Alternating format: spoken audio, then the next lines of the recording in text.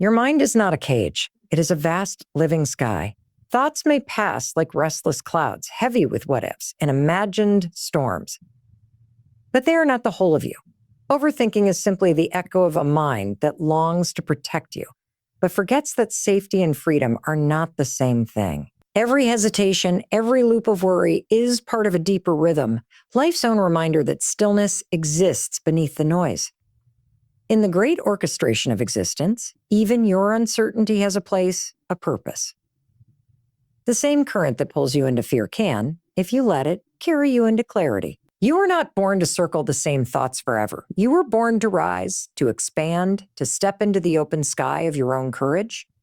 Because when you stop gripping the wheel of control, you finally remember life has been steering you toward your becoming all along.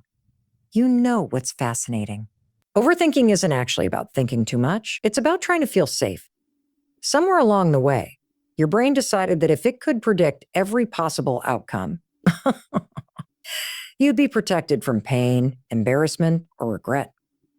And so it starts running simulations, 1,000 what-ifs. Every possible version of the conversation, the decision, the step you might take. It's your brain's way of trying to control what cannot be controlled. The problem? Life doesn't work like that. It never has. And the more you grip the wheel of control, the more tense, exhausted, and anxious you feel. That's because control is an illusion, one that robs you of the very thing you're craving, freedom. Here's the truth. Most people don't want to face uncertainty is not the enemy. It's the nature of life. The moment you were born, the world began unfolding without asking for your permission. Seasons changed. People entered your life. People left. Opportunities appeared out of nowhere, and some slipped through your fingers. The beauty of life is that it's a living, breathing dance between your choices and everything you can't choose. When you understand that, something shifts, and you stop obsessing over predicting the future and start showing up fully for the present. That's where your real power lives. Not in controlling outcomes, but in controlling your actions right now. Think about it. Some of the most important things that have ever happened to you, you didn't plan. You didn't foresee them. Maybe you didn't even feel ready, and yet they changed you. They grew you. So why do we keep wasting time trying to micromanage the unknown? Because our brains are wired for survival, not happiness. They want certainty because certainty feels safe. But safety and growth rarely exist in the same space. If you want a fearless mind, you have to be willing to live in the tension of not knowing. That's where surrender comes in. Not as giving up, but as letting go of the need to have every answer before you move, letting go of the endless replay and pre-play of moments that haven't even happened. When you release control, something beautiful happens. You create space for creativity, space for clarity, space for the unexpected magic that only arrives when you're not trying to force it. I'm not saying you stop caring or stop thinking altogether, but I'm saying you stop letting your thinking run the show. You become the observer instead of the prisoner of your mind. You catch yourself mid-loop and say, here it is again. My brain trying to control the uncontrollable. And then you choose differently. You ground yourself in what's real right now, not in the endless what-if universe your brain is trying to build. Because when you stop chasing control, you start embracing life. And when you embrace life, you unlock the courage to act, not because you have every answer, but because you know you'll figure it out when you get there. And that is how you start living fearless. Sometimes the fastest way to stop overthinking isn't to change your thoughts. It's to change your state. You've been there before. You're sitting at your desk or lying in bed at night, and your mind is running like it's on an endless treadmill. You tell yourself, I need to stop thinking about this. And what happens? You think about it even more. That's because you can't outthink overthinking. It's like trying to put out a fire with gasoline. Instead, you need a reset switch, something that interrupts the loop, pulls you out of your head, and drags you right back into the present moment. Here's what I want you to remember. Your brain is not just sitting up here in your skull. It's deeply connected to your body, and your body is the fastest way to interrupt the mind. You can use it like a control panel for your thoughts. When you start spiraling, try this. Plant your feet on the ground, sit up tall, and take one deep breath in through your nose, slow, steady, like you're pulling the air all the way down into your belly. Hold it for just a second. Then exhale slowly, as if you're releasing the tension with the breath itself. Do that 3 times, and you've already sent a message to your nervous system. We're safe. We're here. We're okay. Sometimes you can take it a step further. Stand up. Shake your arms out. Roll your shoulders. Roll your shoulders. Jump up and down for 10 seconds. Yes, it will feel silly, but it works. Because your body's movement signals to your brain that the loop is over, that we're shifting gears now. I've done this in the middle of writing something important when I felt stuck. I've done it before big conversations when my brain was feeding me 100 possible outcomes. And every time I can feel the tension break, like snapping a stick in half. But when you reverse it, move your body, quiet your mind. You give yourself the upper hand. Now, I know what you might be thinking. That's too simple. But here's the truth. Your brain loves complicated solutions because they give it an excuse to stay busy. What actually works in the real world is often small, immediate, and repeatable. And when you make this a habit, something incredible happens. You start training your brain to recognize the difference between real danger and imagined danger. You learn to pause before you spiral. And eventually, you don't even need the reset switch as often because you've rewired your default response. Here's the bigger picture. Stopping overthinking isn't about never having anxious thoughts.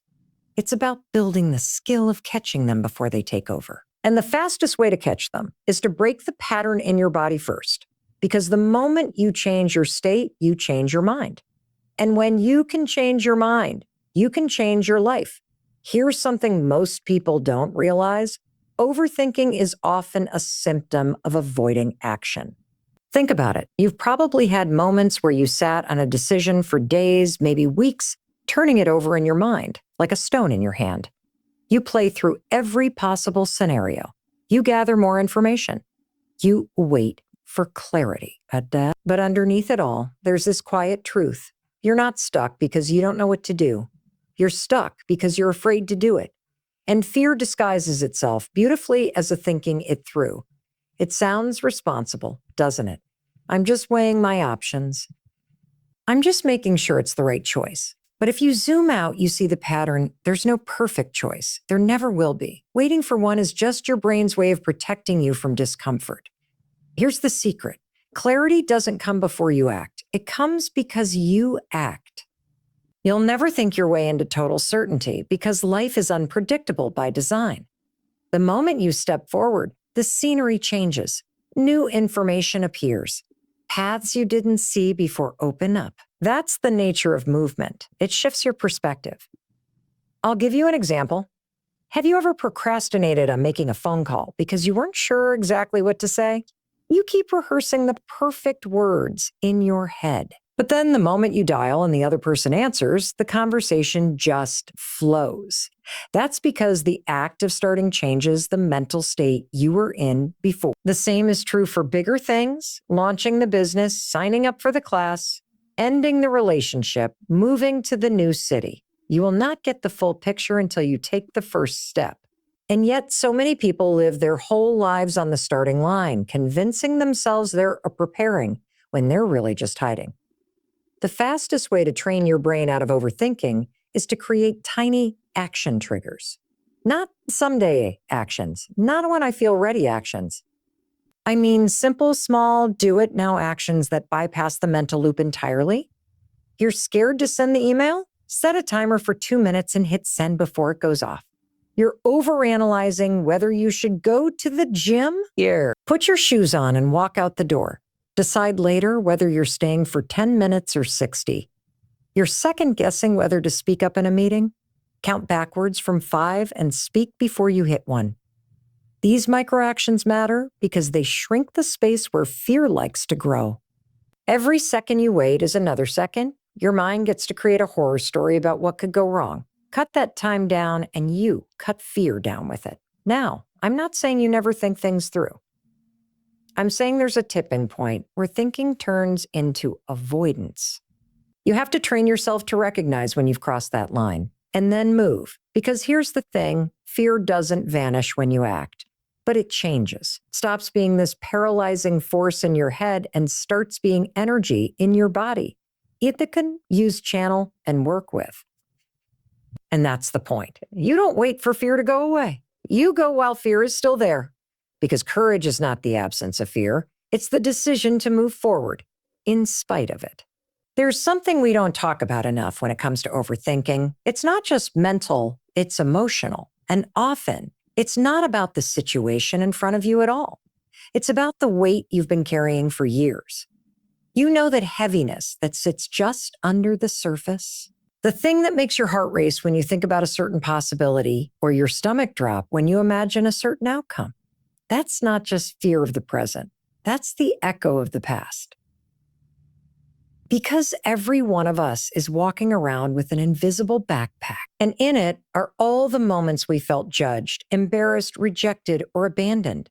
Every time something didn't go the way we hoped, every time someone's words cut deeper than they realized, we packed it away. We told ourselves, I'm fine, it's over. But the truth is, it's still there and our mind knows it. That's why certain decisions feel bigger than they are. That's why your brain sometimes treats sending an email or having a conversation like it's a life or death mission. It's not about the task. It's about what your nervous system associates with the possibility of pain. And here's the hard truth. You can't think your way out of that. You can only heal your way through it. That starts with awareness. The next time you feel yourself spiraling, ask yourself, what am I really afraid of here? And not on the surface, the deep fear. Is it the fear of being wrong, being rejected, not being enough? When you name it, you take away some of its power because it's no longer a shadow. It's something you can see. And when you see it, you can challenge it. Sometimes you'll realize that the voice in your head isn't even yours. It's your high school teacher who made you feel small. It's the ex who told you. It's the parent who worried so much. They taught you to fear the world without meaning to. And when you see that, when you realize your overthinking is just old fear wearing a new disguise, you can start to separate you from the noise. This is where compassion comes in. You can't bully yourself out of overthinking. You can't just tell yourself to get over it and expect your brain to comply. What works is meeting yourself where you are, saying, I get why you feel this way. But this is a different moment, and I am not the same person I was back then. And little by little, you start to loosen the grip that fear has on you. You start making choices not from old wounds, but from the version of you that's standing here now, stronger, wiser, more capable than the person who got hurt years ago. The truth is, overthinking isn't a flaw. It's a defense mechanism that once kept you safe, but you've outgrown it. And now it's not protecting you. It's holding you back. When you learn to see that clearly, something changes. You stop treating every decision like it's a verdict on your worth. You start trusting that no matter what happens, you can handle it. And that's when fear stops running the show. Because a fearless mind isn't one that's never been hurt. It's one that's learned to live fully, even after it has. Let's get real for a second. You can watch every motivational video, read every self-help book, and fill notebooks with life-changing quotes. But if you don't have practical tools you can use in the moment, fear will keep winning. Overthinking is sneaky. It doesn't knock on the door and introduce itself. It slides in quietly. You catch yourself at just thinking things through. And before you know it, 20 minutes have passed and you're still sitting in the exact same spot. So, how do you break that loop while it's happening? The first tool is what I call the interrupt and embrace method. It's exactly what it sounds like. You notice the thought, you interrupt it, and you replace it with a small, intentional action. Example, you're spiraling about whether to start the project. You literally say out loud, stop. That's the interrupt. Then you stand up, open your laptop, and type the first sentence. That's the replace. The magic is in how quickly you move from thought into motion. The second tool, the 5-second window. We all have about 5 seconds between the moment we know we should do something and the moment our brain talks us out of it. That window is gold. Count backwards, 5, 4, 3, 2, 1, and move, call, send, speak. Walk. You shrink fear's oxygen supply by acting before it grows. Then there's micro commitments. Most of us overthink because we're looking at the entire staircase instead of the first step. If you're scared to commit, shrink the commitment. Don't promise yourself you'll run 5 miles. Promise you'll put on your running shoes and step outside. Don't commit to writing a book. Commit to writing for 5 minutes. The smaller the step, the easier it is to start. And once you start, momentum takes over. Another one, anchor to the present. Overthinking lives in 2 places, the past and the future. If you can pull yourself into the now, you cut off its fuel source. Something as simple as saying, what's the next thing I need to do in the next 5 minutes? Can flip your brain out of analysis mode and into action mode. And here's the kicker. You don't need to feel ready to use these tools. That's the point. These tools work precisely because they don't require emotional readiness. They just require action. The truth is, fear isn't going to leave before you move. Confidence doesn't arrive before you begin. And clarity doesn't show up before you take the first step. The tools I've just given you, they're not magic spells. They're levers. They don't remove fear. They give you a way to move with it, to prove to yourself again and again that you can take action even when your mind is screaming await. Because the fearless mind you're trying to unlock, it's not buried somewhere far away. It's already here. It's the part of you that acts in those rare moments when you stop thinking and just go. Your job isn't to become someone different. It's to train that muscle so those moments happen more often. And the more you practice, the more fear loses its grip. Not because it's gone, but because it's no longer in control. You've probably noticed something by now. Every time we talk about fear, anxiety, and overthinking, it always comes back to one thing. You, not in the it's all your fault way, in the you've always had the answer way. We live in a world that teaches us to look outside ourselves for permission, for a sign, for someone to say, now's the right time. But life doesn't work like that. The universe doesn't drop invitations in your mailbox. It whispers in the moments you feel called to act and waits to see if you'll answer. Most people, they don't. They wait. They wait. They wait until they're certain, until the fear is gone, until every possible risk is accounted for. And here's the heartbreak. But while they're waiting, their life is happening without them. What I've been trying to tell you today is simple, but not easy. Fear will never vanish before you move. It's not supposed to. Fear is part of the design. It's there to challenge you into choosing courage. The fearless mind is not a mind without fear. It's a mind that knows fear's voice, hears it, and moves anyway. I want you to picture something right now. A year from now, there's a version of you who has stopped waiting. Yeah, they've made the move, had the conversation, taken the leap. They're living in the reality you've been imagining. Now, picture another version, the one who stayed here in this exact place, overthinking all the possibilities, but never stepping into one. 1 year from now, which version are you going to meet? I can't choose for you. No one can. But I can tell you this, every bold thing you've ever admired in someone else started with a moment exactly like this one, a breath. A decision, a step. And right now, that moment is in your hands. So stop waiting for the right time. Stop waiting for the fear to disappear. This imperfect, uncertain, wildly unready moment is the right time. Move now, because the life you're dreaming of isn't waiting on the other side of fear. It's waiting on the other side of you.